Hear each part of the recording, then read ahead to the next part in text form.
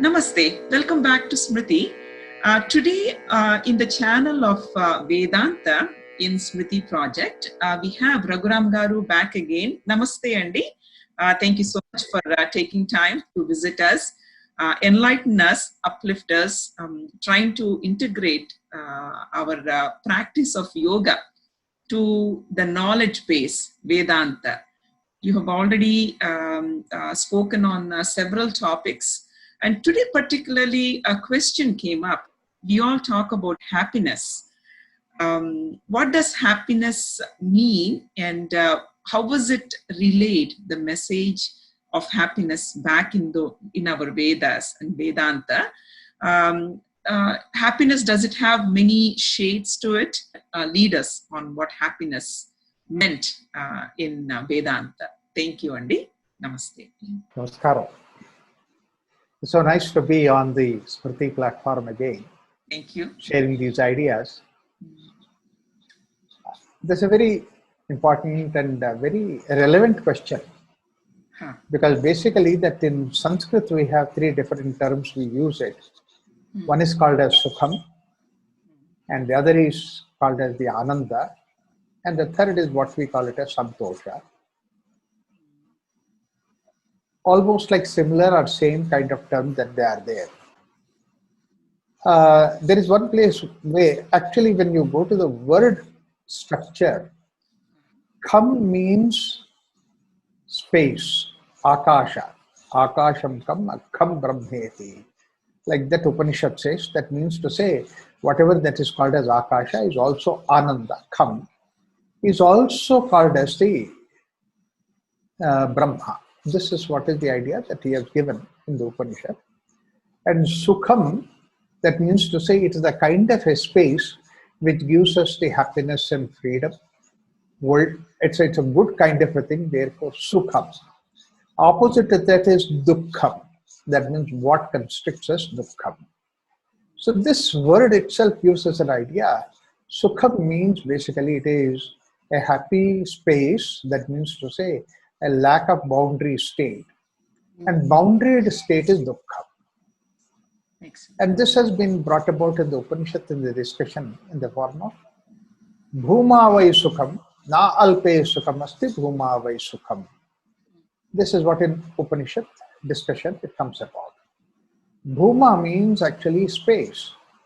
So basically when you are expansive, and that's what is sukham, nãlpe sukhamasti, na asti.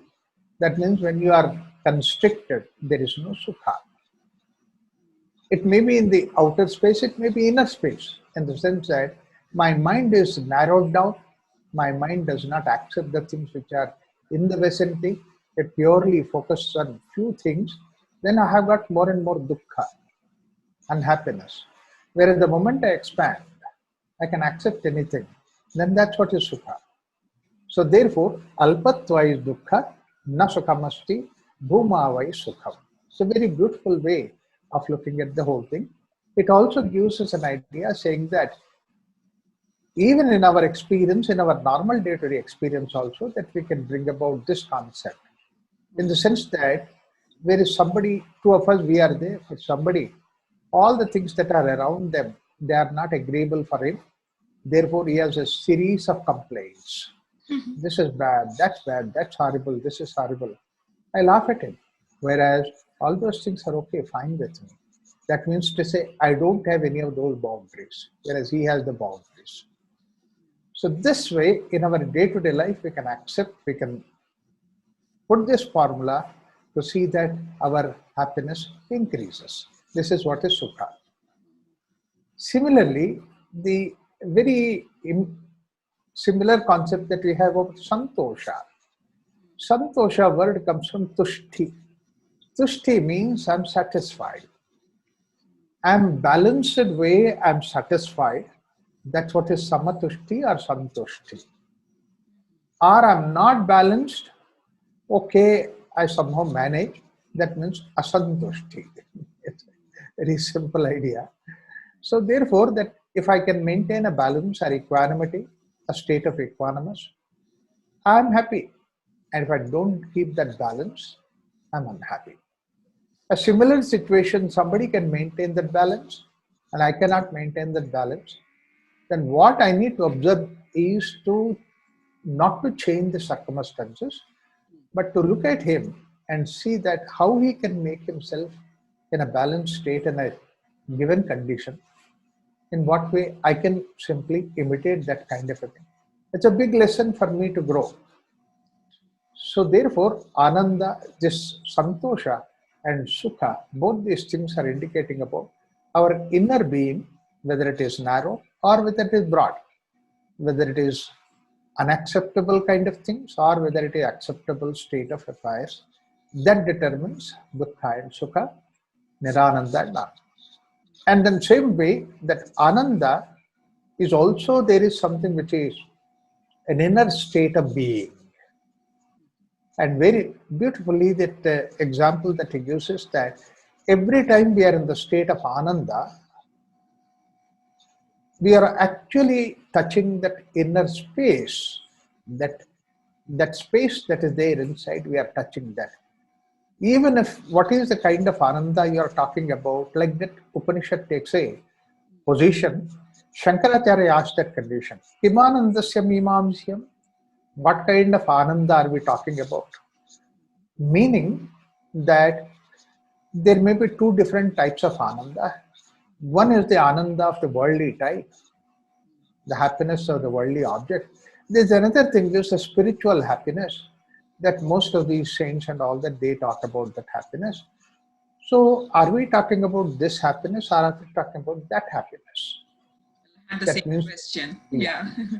So basically it is spiritual text, Upanishad. Therefore, Upanishad must be talking about that kind of happiness, not ordinary human happiness. Now, how do we decide about what is the ordinary human happiness? Is ordinary human happiness is what you get by interacting with the objective world outside. Objective world is called as Vishaya, and then subject is called as Vishayi.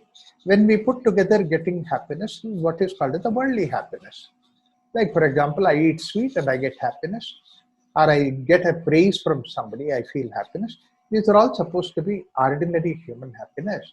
And this is not Upanishad discussing about. Upanishad always discusses about, spiritual text discuss about some different happiness where probably some sages sitting and meditating in Himalayas may be touching that state.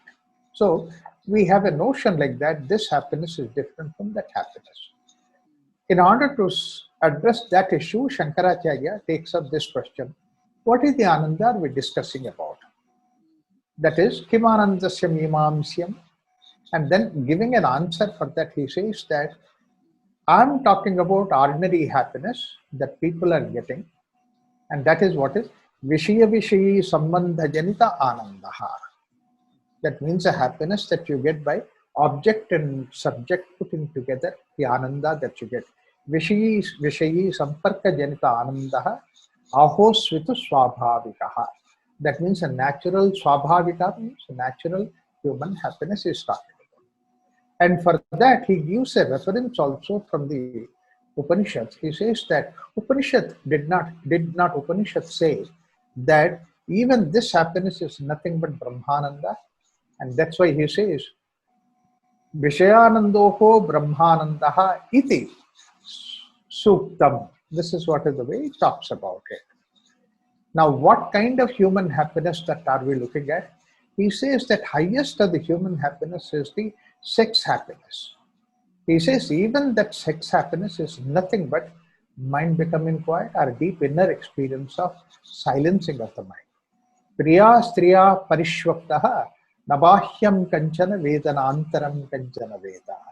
When you are in the embrace of the fond woman, what happens is that you have no knowledge about outside, no knowledge about inside. That means to say your mind is neither working outside nor working inside. You become totally silent. So this silence of the mind that you get is the one which is giving you happiness, not the object outside. Now this is where Upanishad takes up the next question, that anyway let us discuss about Ananda and Sukha. Same, Sukha and Ananda. He says, We go to the object because it gives us happiness. An object which does not give us happiness, we do not go for that. A very simple law. And that's what we say. Sukhameva labdva karoti, na sukham labdva na karoti. We don't do it, and it's not going to give me happiness. If I say that, come on, why don't you have some special dish that is there? He said, is it good? Have you tasted? Yeah, I tasted, it's horrible. Then you say that, then why do you give it to me? Because it's not giving me happiness. So if it gives you happiness, then you go for that. If it doesn't give you happiness, you don't go for that.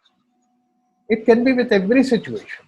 It may be situation, it may be object, it may be anything. If it gives happiness, we go. If it doesn't give you happiness, it doesn't go. So far it is good.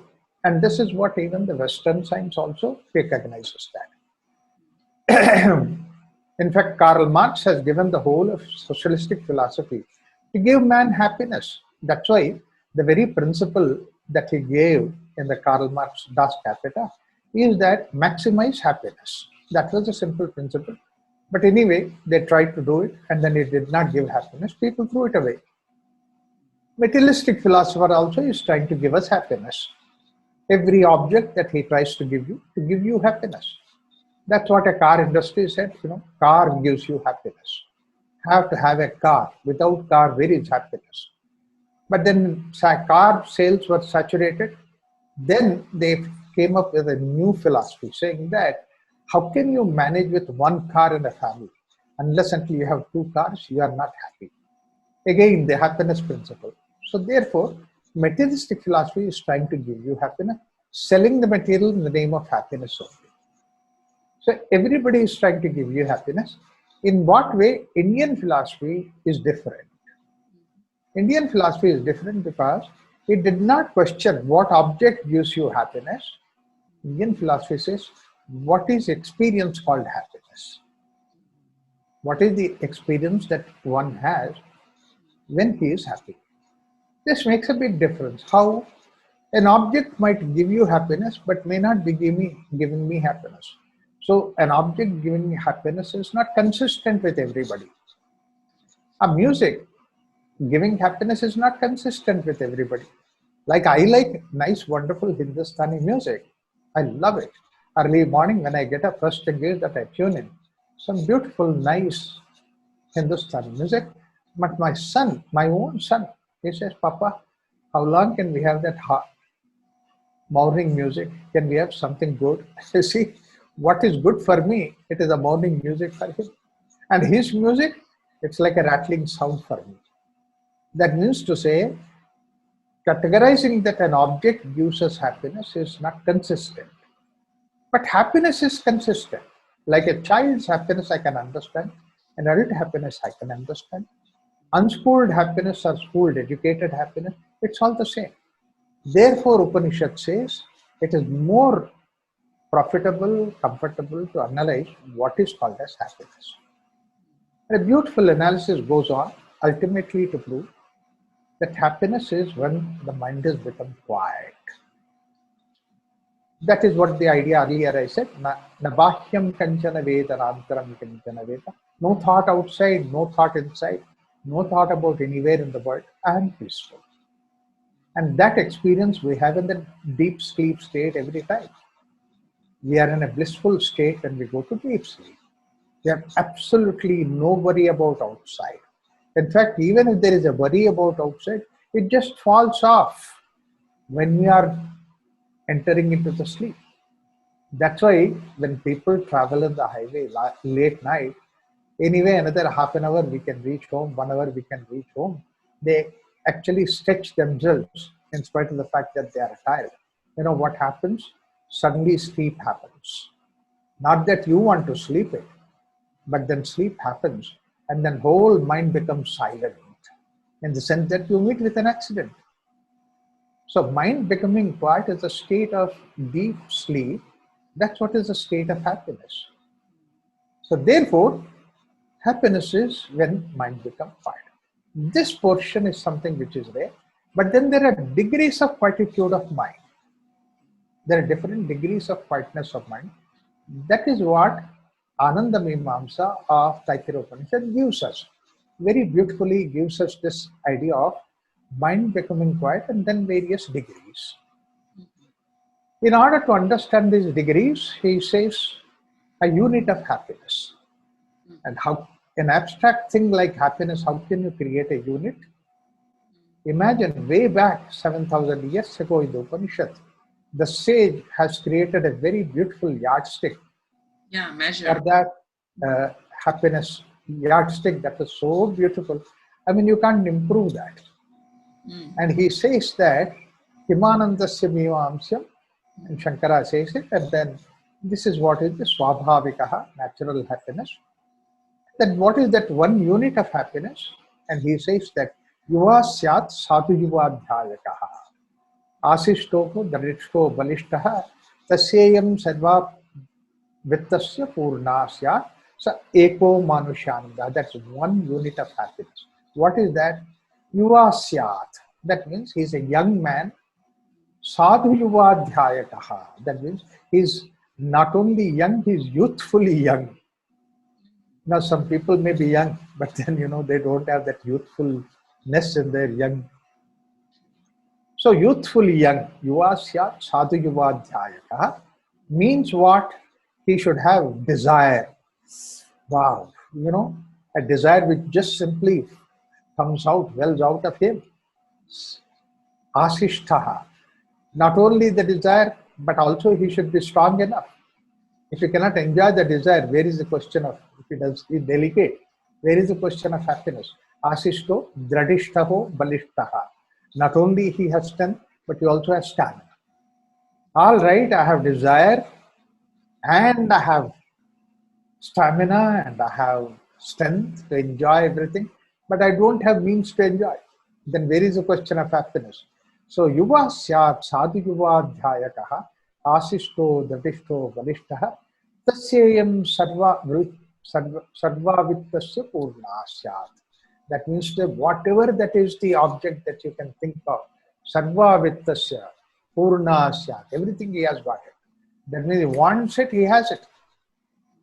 And such a person who has got everything, that means I am hungry and I have a wonderful food in front of me. Nice, wonderful hunger and a nice, wonderful food. But not only that, I have an ability to digest and all that, enjoy that. Every time that I take the food into my mouth waters. So that is the condition that I have. If that condition, if I have got, and then ananda that I get, the happiness that I get, so eko manushananda, one human happiness. And then he says, te shatam manusharandaha, 100 times greater than that. 100 does not mean it is countly, number count, but it is a expression of exclamation. 100 times ananda. That means so much of ananda. For who? Somebody, he says, manushya gandharvana ananda. That means to say, Gandharva, we need to understand. We always have the picture that Gandharva means some other world is there, and there are some beings who are supposed to be Gandharva. But that's not the idea. What the way Shankara puts it, Gandha means, an object that is there, and the smell, aroma that comes out of is what is supposed to be Gandha. Gandha is not seen. Gandha is something experienced. Gandha is something which is beyond the material. Okay. Like, for example, prose is ordinary letters, ordinary words, but then poetry is something which is beyond that. Similarly, colors are there, but a painting is something beyond the colors. This is what is Gandha.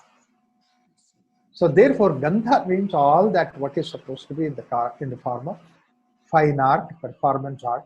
These are the things which are supposed to be Gandha. Gandharva are the people who are these artists. So Manushya Gandharva are the people, human artists. That means to say they are like anybody else, but then with a lot of rigor, training, for years together, they develop that art. Now when they develop that art, they have mastered that art. At that point of time, when you hear them singing, that you really feel enchanted. You really feel somebody's painting. When you see that, you see it is extraordinary. So that means to say they added Gandha to you by their performance. So these are called as Gandharva. One who created Gandharva is Gandharva. Manushya Gandharva. Now what happens with them when you look at them? Their Ananda is 100 times more than human Ananda. Makes sense. How do I recognize that? It's a very simple thing. A musician in the beginning, when he's struggling, it's painful. But then when he masters that, and then when he's practicing that, you ask him, come for food, he's hungry, food is there very much. His enjoyment for the food has not come down, it's exactly the same. But still, while practicing that music, he says, wait, I'm coming. What do you mean by that? That means the Ananda that he gets is much more than that Ananda. 4 times you call him, 10 times you call him, you beat him. I mean, it used to happen in our house. Then when they were practicing this music, my mother literally used to come with a stick and then beat them to see that you come for food. Otherwise, I cannot go to sleep. So it is 6 o'clock, 7 o'clock at the time that you eat food. 8, 9, 10, these people do not get up. Why? Because I was a child, but I would understand that the Ananda is 100 times greater than ordinary human happiness. Makes sense. So this is what is the experience. It says that this is an Ananda which human being does not have, ordinary human being. Therefore, people say that have some hobby so that you can increase your happiness. But then he says that te shatam manushya gandharvanam anandaha, 100 times greater than this manushya gandharva are the deva gandharvanam ananda. What do you mean by deva gandharva? Deva, manushya gandharva is he practiced 60, 50, 30, 40 years and then he becomes an expert in that music. Whereas you can see that some child artists by birth, 6, 7-year-old, they are such great artists that they can really mesmerize you. We have such examples. Mozart, when he was 6-year-old, he could create a whole lot of music. People asked Mozart, how did you create all these things? He said, who created? That means to say, he was absolutely absent there. It was some divine force is the thing which is created. That means to say, ego was not there. Ego is not even born. But then the music was there. Similarly, we have such examples in our Indian culture also. We have Balamurali Krishna, a 6, 7-year-old, he gave the first long concert. Extraordinary, wonderful concert. 7-year-old. 7-year-old is not the time when people could have heard all the 7 steps in music. Whereas this man, all that 72 Melakapta ragas that he mastered with that. Such people, Hari Prasad Chaurasia was a flute master. So when these people, they sing, you get such an extraordinary, wonderful experience yourself. But their experience, when you look at it, it is, somebody confessed that one of such child prodigy, he was playing he was singing in the audience in Bangalore, and there were almost like 3,000 people in the audience. They stood up and gave a standing ovation for him when he finished the concert. It was 12 o'clock in the midnight. He said on the mic, I know that you really enjoyed it. I know that you really expressed yourself from the heart, standing ovation. But please understand that when I sing this, I was not even looking at you people. My joy was all of your joy put together, 100 times more than that was my joy. He confessed himself, and he is not a Vedantin, he does not have the Upanishadic knowledge or anything like that. A simple musician, but he is a Devagandha. So what is the kind of happiness when somebody is a child prodigy like that? Is this. That means to say, if our happiness is like in the plane, a human artist happiness is a small little hillock. These people happiness is like on the Himalayan mountains, on the Everest. That is the peak experience. They just are not aware of surroundings or anything like that. They are just lost in singing. Even till today, you can find that kind of an artist. But another thing, very important observation that you could see, that most of these artists, or all these artists, when they come out of the performance, it was like somebody pushed them from the Everest onto the plains. Absolute fall. From 100 floors of a building, 100-story building, you are just jumping from the balcony onto the floor. And that is so painful for them, so terrible for them. They can't be like ordinary human beings.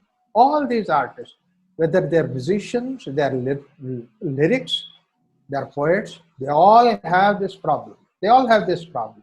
That's the reason when they came out from that particular state, they just want to forget themselves. That's one of the reasons they all immerse themselves in the liquor they drink. You name the big artists, they all have this habit of drinking immediately after the. We should be compassionate to them.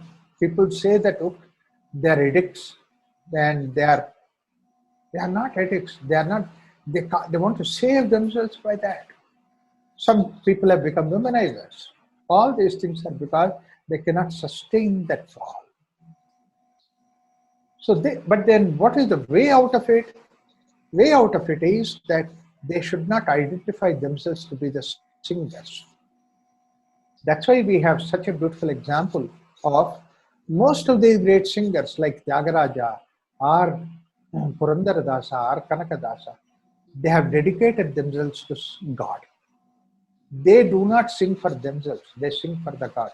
Then the fall and rise do not belong to them. They are peaceful inside. And the same thing used to be done by, if you have known about Bismillah Khan, he was a great Shahana player. He was from Banaras, Varanasi. Every day in the morning, midnight, 3 o'clock, he would take his disciples, go to the Shiva temple and then sing and play the flute there, Shahnai there, teach them Shahnai. And this is what is the culture they left with them. So therefore his disciples, they all became free from drinking.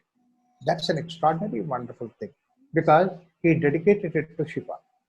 In one of his interviews, he said that the moment that you dedicate your art to Shiva, then you will not become a slave to the people. These are the things that are there. This is what is 100 times greater happiness is the, 100 times greater happiness than the human happiness. Similarly, like that, karma devanam anandaha, devanam, people who are doing this service work, their whole joy is in serving. For them, it is not just one art here or one art there. Any service that they do, the joy that they get is 100 times greater than that. Like that, when it goes to ultimately Brahmananda. But then now the question is, in this sutra, which Upanishad talks about it, okay, fine, somebody has 100 times greater Ananda because he is a singer. Somebody is 100 times greater happiness because he is child prodigy. But I am an ordinary person. If they have got happiness, I don't have happiness. They sing, there are thousands of people who listen to them. But if I sing, my wife says, stop singing, get out of home. See, in what way that I get that happiness? You mean to say that, am I not qualified that happiness? That's where that there is one small step he gives in every step. That is, Shrotriyasya cha akamahatasya.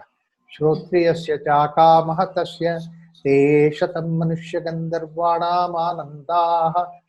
Now it is Shrotriyasya cha akamahatasya. What do you mean by that?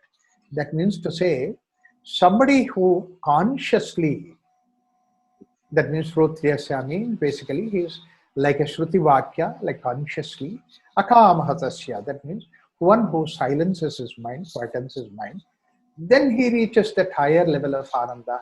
And further somebody, again Shrotriyasya Chakamatasya, he goes to further level of Ananda. Like that, your level of Ananda goes on increasing the more and more that you have quietened the mind. Why does he say that? What is the reason for that? You look at that, when somebody is singing and then getting joy out of it, he is just not aware of anything around him. His goals are forgotten, his hunger is forgotten, everything is forgotten. That means to say, mind is free from all that thinking.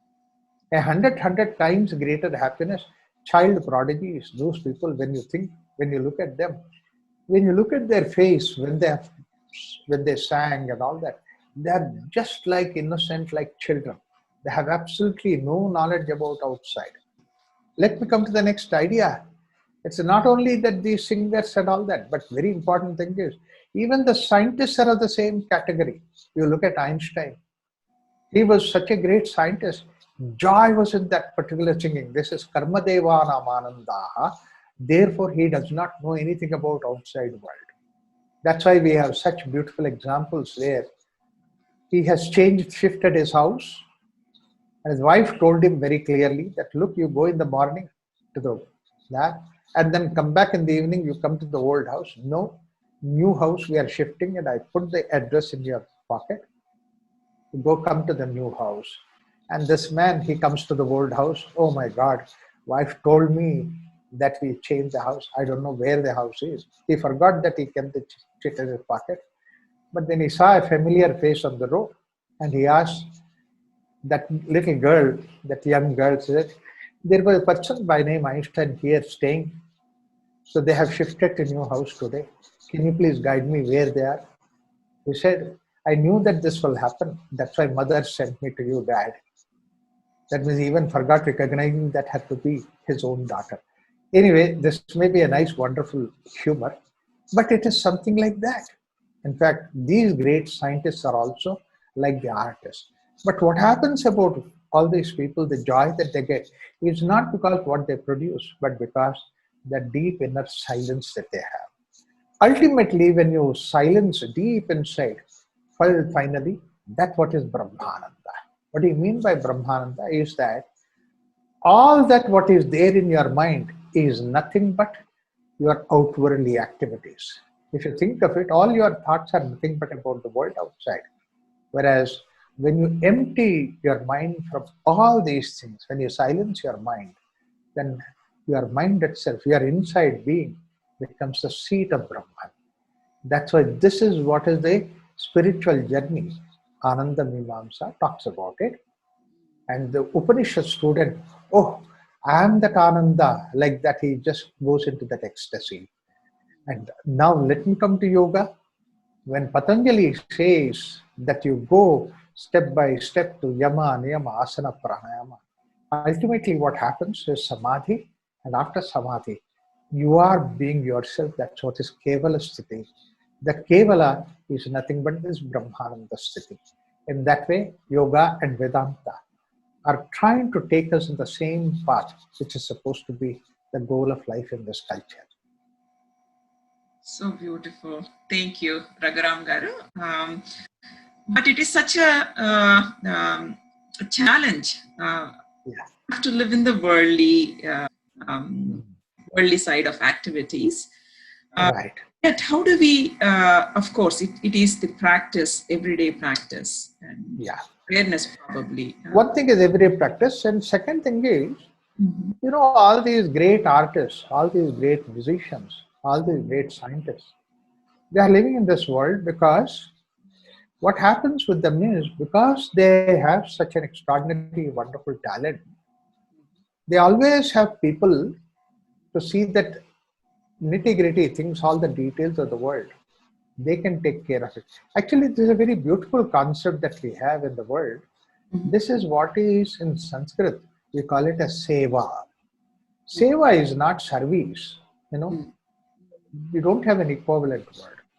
But Seva actually means the way that when somebody in that ecstatic state, that means his mind can think of unified field theory, something like that kind of a thing, then he cannot take up all these small little simple things of what happens in the daily chores and all that. So they always have some people who are fascinated by that knowledge, some people who are fascinated by that music. They will try to see that these other level activities are made to give that comfort to them at that level. They don't have to bring their mind to that level very often. There is somebody who will take care of it. Such assistance will always be available. I always see that there are people who are like that. Like in the case of Bhimsen Joshi, he was in such an exalted state And then his wife was always there with him. She said that I will take care of all your needs. You don't worry about it. You be in that. Can you imagine that this fellow, somebody actually donated a huge building, Bangla, in Pune? He doesn't even know about that. When he died, later on when the people were looking at what all one small little paper was there in one corner, it's about that building and somebody donated him. See, these people are oblivious about all these worldly things, but then there are people who take care of these people that there. The question is, how can ordinary people be lifted? And ordinary people, what happens is with us is that we are in that state for, say, maybe a few hours, maybe some time, but then the rest of the time, we consciously come back to the world outside to manage the world. Things. We want to keep them in two different compartments. One of the beautiful Kannada poet, he says that you have two compartments. You have two compartments within you. One compartment is to take care of the world outside. Another compartment is where you have the Brahman inside. You have the beautiful state within. He says that don't try to influence this outside world to the inside, in the sense that, all right, outside world there may be some loss, maybe some mishapakas, somebody has cheated me. So therefore some problem that occurs. He says that keep it in the outside chamber, don't bring it inside. You sit down in meditation, quieten the mind. At that time you say that you don't have an entry inside. Such a beautiful way, Ramakrishna Paramatma said, when we go into the temple, we leave the slippers outside and go inside the temple. He says, put your mind also there and go inside the temple.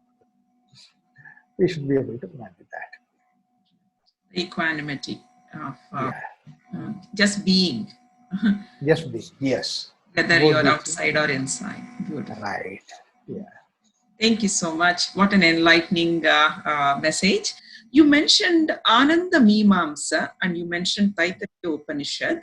Of course, you brought in inference several other Upanishads as well, speaking on yoga and Vedanta. What does that Mimamsa mean, and how is it related to the Taittiriya Upanishad you mentioned?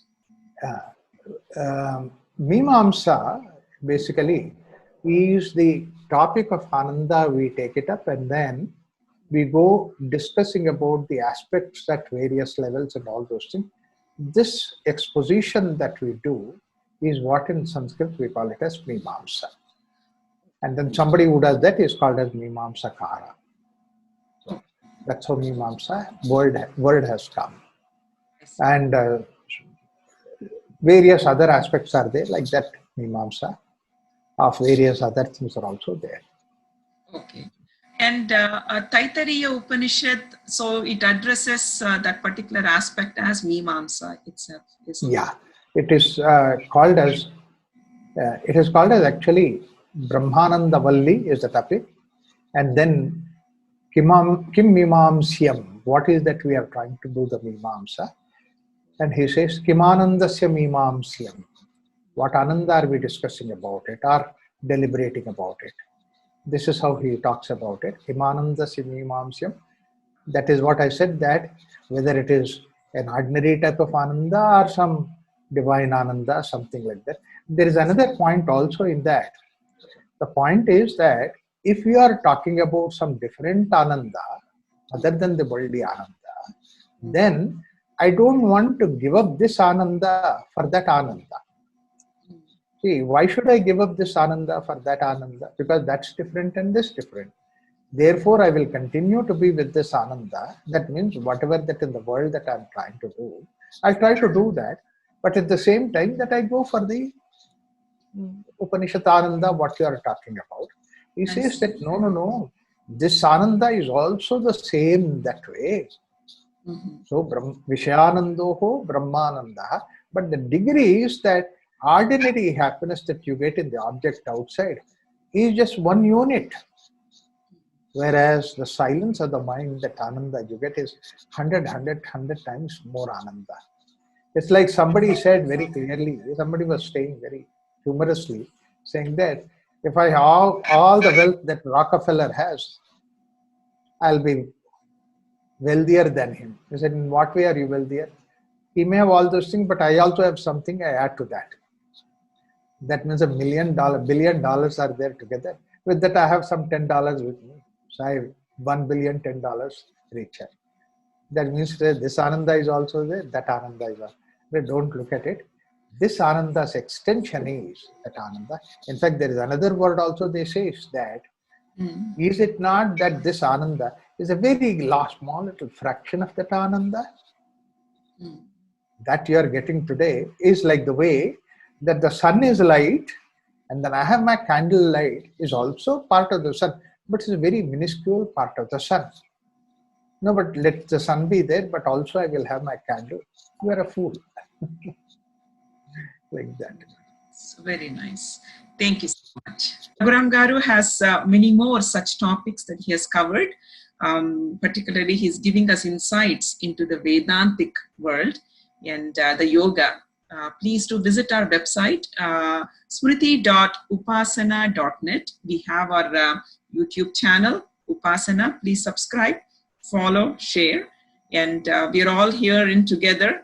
An awareness project. We are trying to preserve our ancient Vedic wisdom, Vedantic wisdom, and the Tattvik approach to life, making a difference. Thank you all. Namaste. Thank you. Namaste.